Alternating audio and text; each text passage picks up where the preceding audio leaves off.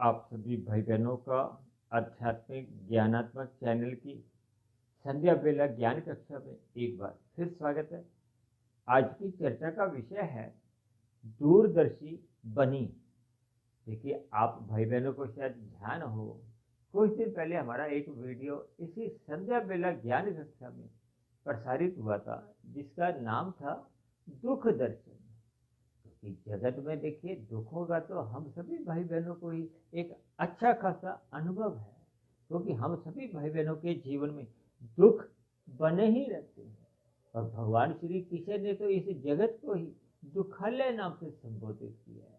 दुखालय का अभिप्राय क्या है कि यहाँ दुख बने ही रहते हैं। और शास्त्रों में तो देखिए त्रिविध ताप का भी बहुत जिक्र आता है। त्रिविध ताप का अभिप्राय होता है कि यहाँ 3 प्रकार के दुख सदा बने रहते हैं।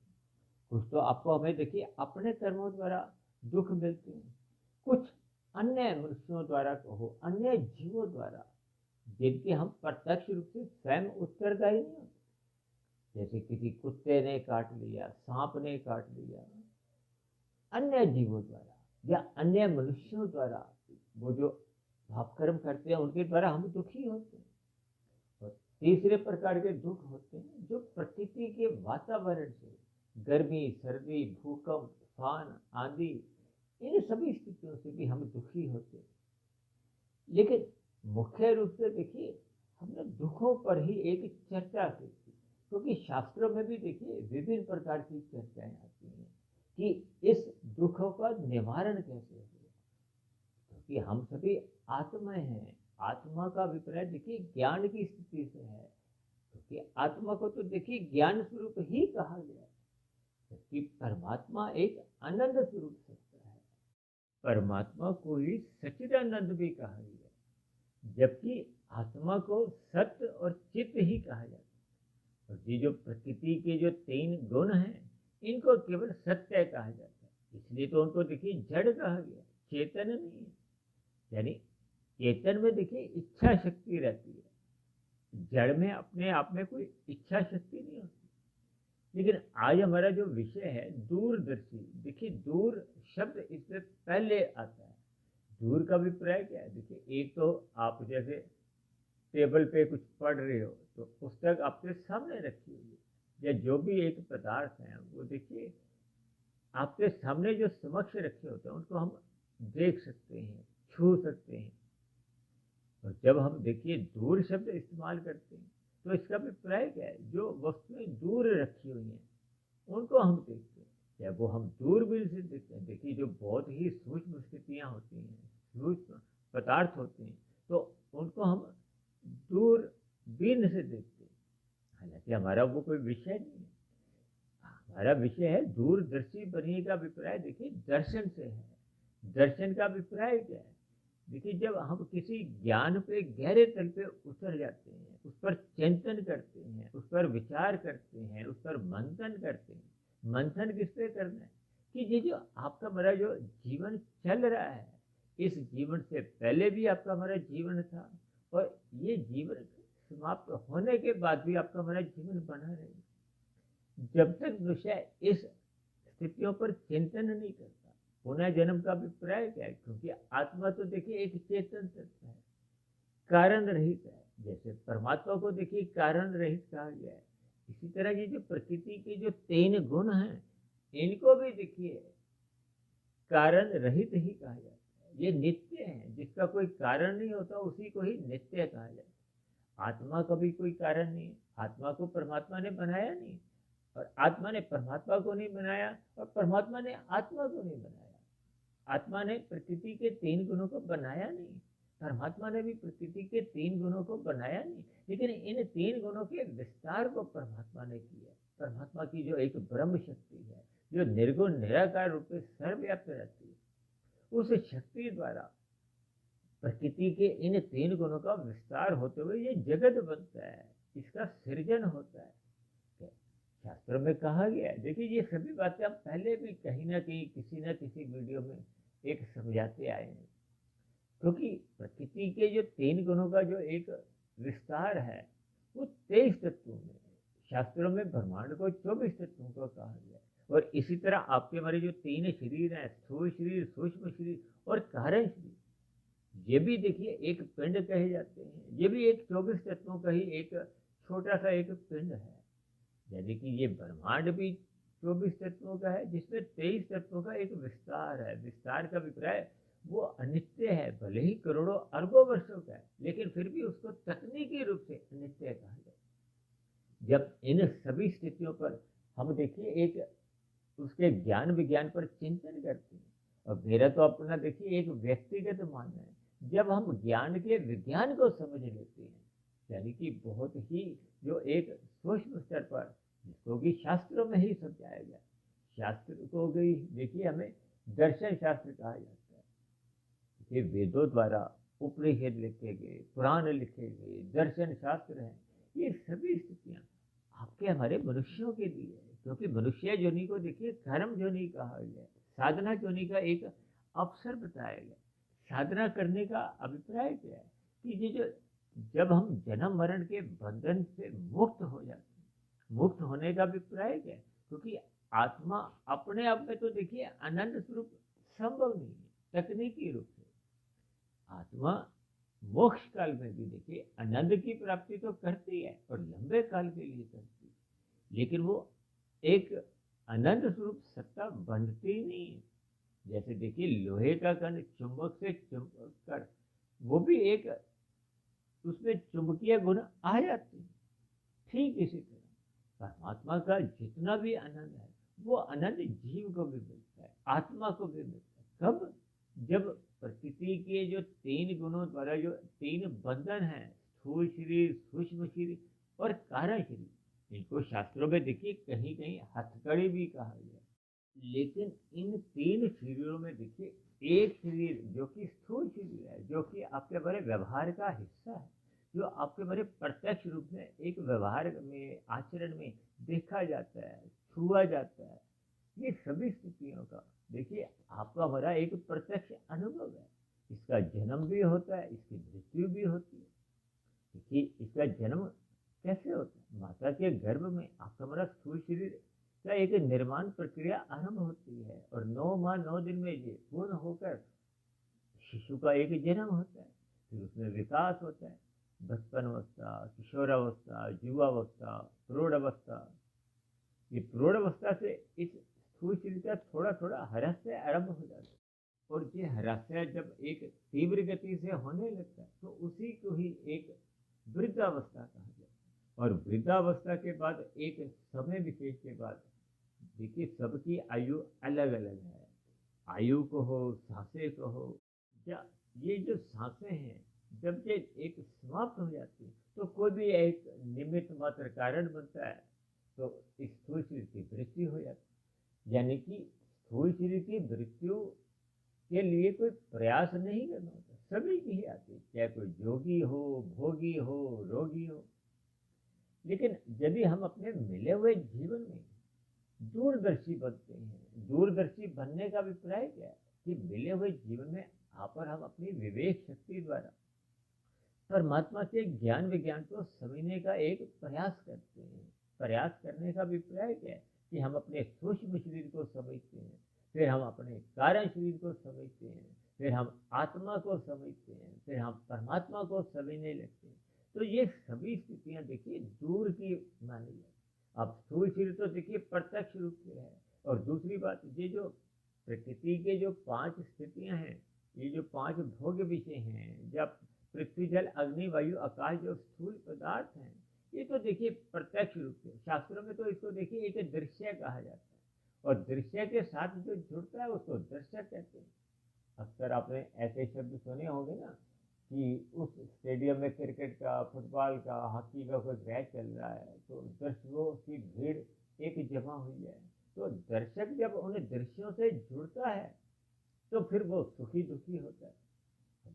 क्रिकेट के मैच में, हॉकी के मैच में ऐसी स्थितियां बनती बिगड़ती रहती है कि कभी कोई एक पक्ष के लोग सुखी हो जाते हैं तो दूसरे पक्ष के लोग देखिए कि 2 टीमें खेल रही होती हैं, तो उनके साथ जो जुड़ जाते हैं वो एक दर्शक कहलाते हैं। जबकि जो मनुष्य इन दृश्यों के साथ देखिए स्थूल शरीर के स्तर पर जुड़ता नहीं है, आत्मा के स्तर पर एक साक्षी भाव से उसको दृष्टा कहते हैं। देखिए इन सभी स्थितियों पर आपको में प्रथम दृष्टिकोण से ये बातें कभी कभी समझ नहीं आती, लेकिन मनुष्य जीवन पाकर यदि हम इन बातों पर चिंतन नहीं करते, मनन नहीं करते, तो फिर हम दूरदर्शी बन नहीं पाते। और दूरदर्शी बनने का अभिप्राय क्या है कि फिर मनुष्य स्थूल शरीर के स्तर पर जो विषय भोग हैं, गंध, रस, रूप, स्पर्श और शब्द, इनसे ऊंचा उठ जाता है। ऊंचा उठने का अभिप्राय क्या है कि फिर इन भोग्य विषयों के लिए मनुष्य सकाम भाव से कर्म ही नहीं करता। सकाम भाव से कर्म नहीं करने का अभिप्राय है क्या है कि मनुष्य फिर पाप कर्मों से तो सहज ही बचा रहता है। जब जब मनुष्य इन विषय भोगों से ही जुड़ा रहता है, इनको अधिक से अधिक भोगना चाहता है, तो फिर वो अपने मिले हुए जीवन में कर्म भी करता है। कर्म के साथ साथ तब वो पाप कर्म कर जाता है। अब पाप कर्म कब करता है? जब वो उन विषय भोगों को भोगने का एक व्यसनी बन जाता है, उसको लत लग जाती है, वो उन विषय भोगों को भोगे बिना रह नहीं पाता। और यदि सही ढंग से वो प्रकृति के विषय भोग उसको उपलब्ध नहीं होते, तो फिर ऐसी स्थिति विशेष में वो उन विषय भोगों की प्राप्ति के लिए छल कपट, ठगी, हेरा फेरी करता है, अनीतिगत कार्य करने लगता है। अब देखिए ना, अब लाल बत्ती पे जो मनुष्य रुकते नहीं है, वो क्या करते हैं? वो अन्य मनुष्यों की हरी बत्ती का हिस्सा खा जाते हैं, यानी कि वो निषिद्ध कर्म करते हैं, उनके चलान करते हैं। ठीक इसी तरह हम अपने मिले हुए जीवन में जब अधिक सुखों को भोगना चाहते हैं, उसके लिए हम कर्म नहीं करते। जिन्होंने कर्म करके उन फलों को अर्जित किया, उनके फलों को हम छीनते हैं या अपनी ओर ले जाते हैं, यानी कि हेरा फेरी करते हैं, तो फिर वो पाप कर्म गिने जाते हैं। और परमात्मा की व्यवस्था में कहो, एक कर्म फल सिद्धांत सदा ही सक्रिय रहता है। और मनुष्य जोनि को क्योंकि कर्म जोनि कहा गया, शेष जोनियों को देखिए भोग जोनि कहा गया है। और 84 लाख प्रकार की जोनियां चलती हैं। 84 लाख प्रकार की जोनियों में 80 लाख प्रकार की तो नीचे की ही जोनी है। इसका अभिप्राय किया जाता है कि मनुष्य अपने मिले हुए जीवन में पाप कर्म अधिक करता है। देखिए इस बात को प्रथम दृष्टिकोण से हो सकता है एक साधारण मनुष्य स्वीकार नहीं भी करे, लेकिन ये जो 80 लाख प्रकार की जोनियों का जो एक अनुपात है, अब 84 लाख प्रकार की कुल जोनियां हैं। अब 84 लाख प्रकार की जोनियों में देखिए 80 लाख प्रकार की जोनियों का आंकड़ा तो बहुत बड़ा माना जाता है, और ये दंडनीय है। दंडनीय का अभिप्राय ये तामसी जोनि है। मनुष्य जोनि को देखिए राजसी जोनि कहा गया। अब रजोगुण से सत्वगुण की ओर जाना एक वृद्धि है, विकास है, क्योंकि तमोगुण से 10 गुना अच्छा रजोगुण कहा गया है, रजोगुण से 10 गुना अच्छा सत्वगुण कहा गया। और परमात्मा के लिए, आत्मा के लिए हम देखिए विशुद्ध सत्वगुण कहते हैं। ये एक समझने की देखिए एक स्थितियां हैं। यदि मनुष्य अपने जीवन में इन सभी स्थितियों पर विचार नहीं करता, मंथन नहीं करता, इसलिए तो देखिए हमने आज वीडियो का नाम ही क्या रखा है, दूरदर्शी बनिए, यानी कि हमें दूर की सोचनी चाहिए। इसलिए तो बार बार कहा जाता है कि सर्वप्रथम हमें मन के स्तर पर चिंतन करना है। मन के स्तर पर जब चिंतन करना हमारा आरंभ हो जाता है, तो फिर हम कारण शरीर के प्रति अपने शुभ संस्कार बनाते हैं। हम आत्मस्थित होना आरंभ करते हैं। आत्मा में स्थित होना ही आत्मस्थित माना गया है। फिर हम परमात्मा पर विचार करते हैं, परमात्मा की सत्ता से जुड़ते हैं, तो आपको में आनंद की झलकें मिलती है, क्योंकि परमात्मा आनंद स्वरूप सत्ता कहा गया है। इन सभी स्थितियों पर मनुष्य को अपना एक दूरदर्शी बनना चाहिए, ताकि आपके हमारे मिले हुए जीवन में ये जो मरने के बाद की जो एक स्थिति है, जिसको अक्सर मैं देखिए बड़ा भविष्य का नाम देता हूँ। जबकि संसार में मनुष्य जितने भी सकाम भाव से कर्म करता है, भौतिक शिक्षा किस लिए लेता है? ताकि उसका वर्तमान मिला हुआ जीवन सुखी हो। वो संसार के सुखों को अधिक से अधिक भोगना चाहता है। जबकि दूरदर्शी का अभिप्राय क्या है कि मनुष्य की नजर अब मरने के बाद की स्थितियों पर भी है, कि उसका अधोगति का स्थितियां नहीं बने। वो मरने के बाद ये जो नीचे की दंडनीय जोनी है, तामसी जोनी है, दुखमय जोनी है, उनमें उसकी अधोगति नहीं हो। यानी कि जब हम मरने के बाद की स्थितियों पर विचार करते हैं, तो फिर हम कर्मफल सिद्धांत पर चिंता करते हैं, पुनः जन्म की अन्य स्थितियों पर हम विचार करते हैं, शास्त्रों को पढ़ते हैं। जब ये सभी स्थितियां आपके बड़े जीवन में बनना आरंभ हो जाती है, तो फिर मनुष्य देखिए दार्शनिक कहलाता है, दूरदर्शी बनने लगता है। तब ऐसी स्थितियों में देखिए मनुष्य पाप कर्मों से तो सहज ही बचा रहता है। वो अपने कर्मों में भी एक निष्कामता ले आता है। निष्काम भाव से कर्म होना ही कर्म योग की स्थिति है। यानी कि वो मनुष्य फिर इन दृश्यों में एक उलझता नहीं है, यानी कि इन 5 भोग्य विषयों में, क्योंकि दृश्य क्या, पृथ्वी जल अग्नि वायु आकाश, और इनके जो सूक्ष्म तत्व हैं वही तो आपके मेरे भोग्य विषय हैं, गंध रस रूप स्पर्श और शब्द। यानी कि मनुष्य इन विषय भोगों से ऊपर उठ जाता है। यानी कि बड़े भविष्य के लिए जब हम चिंतन करते हैं, अब बड़ा भविष्य क्या है कि हमें देखिए मोक्ष की प्राप्ति चाहिए, परमात्मा का एक आनंद चाहिए, जिसके लिए हमें देखिए ये जो 3 शरीरों के बंधन है, जिसमें एक शरीर का बंधन तो सभी का ही समाप्त हो जाता है। अब हमने अपने कारण शरीर को समाप्त करना। अब कारण शरीर को कैसे कैसे समाप्त करना है, इस पर भी हमारी चर्चाएं होती रहती है, क्योंकि कारण शरीर में देखिए कर्माशय भी होता है, संस्कार भी होते हैं। अब कर्माशय तो देखिए बहुत लंबा चौड़ा मनुष्य का बढ़ता रहता है।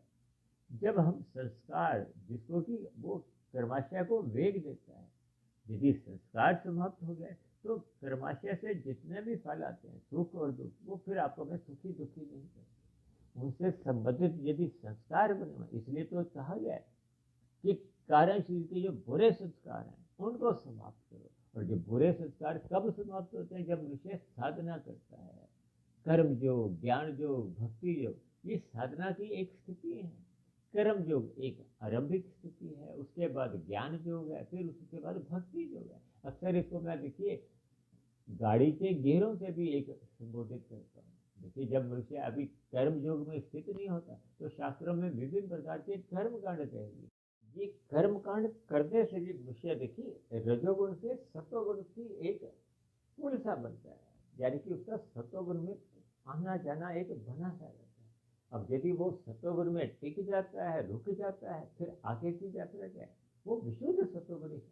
उसी को ही देखिए आध्यात्मिक यात्रा कहा गया, उसी को ही साधना कहा गया, उसी को ही योग की स्थिति कहा गया। योग का अभिप्राय क्या है कि जब हम आत्मा में स्थित होते हुए परमात्मा का चिंतन करते हैं, उस स्थिति विशेष का नाम ही देखिए एक योग की स्थिति है।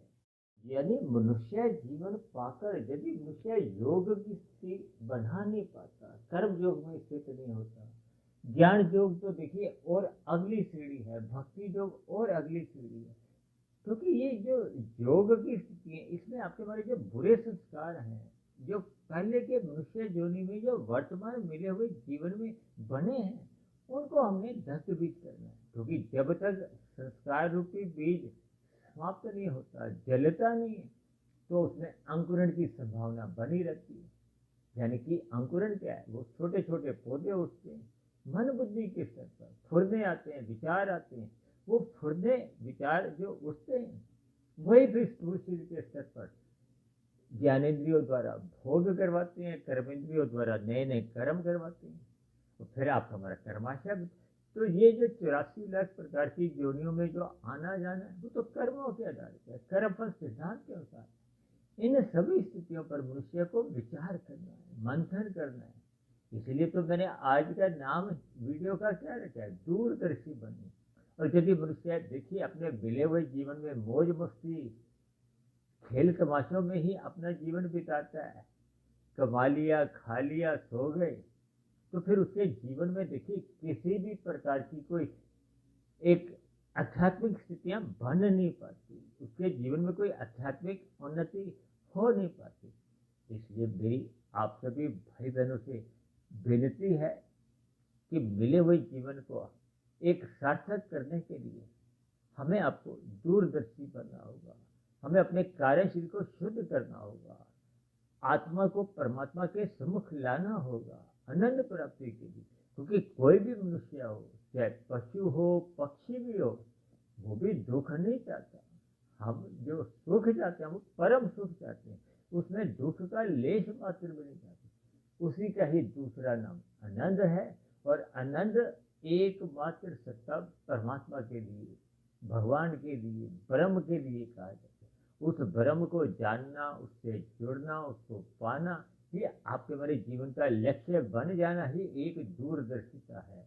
तो ऐसी सभी शुभ स्थितियाँ आप सभी भाई बहनों के जीवन में भी बने, यानी कि हम संसारी विषय भोगों से ऊपर उठते हुए अपने जीवन के लक्ष्य को पहचानें और उस लक्ष्य की प्राप्ति के लिए यानी कि परमात्मा प्राप्ति के लिए आपको वह साधना करनी है। तो ऐसी सभी शुभ स्थितियों में हम सभी भाई बहन सफल हों, आपका मिला हुआ जीवन सार्थक हो, इन्हीं शुभकामनाओं के साथ चर्चा विशेष को यहीं विश्राम देते हैं। कल सुबह फिर मिलते हैं ब्रह्म मुहूर्त ज्ञान उपदेश कक्षा में। तब तक आप अपने आध्यात्मिक मित्र सुधीर भाटिया फकीर को इजाजत दें। आप सभी भाई बहनों को बहुत बहुत शुभ रात्रि और सुबह ब्रह्म मुहूर्त में उठने के लिए मेरी ओर से आप सभी भाई बहनों को बहुत बहुत शुभकामनाएं। चर्चा संबंधित आपके मन में कोई प्रश्न हो, कोई मेरी कही गई बात पर आपको कोई आपत्ति हो तो दिए गए कमेंट्स बॉक्स पर आपके प्रश्नों का, सुझावों का और शिकायतों का सदा ही स्वागत है।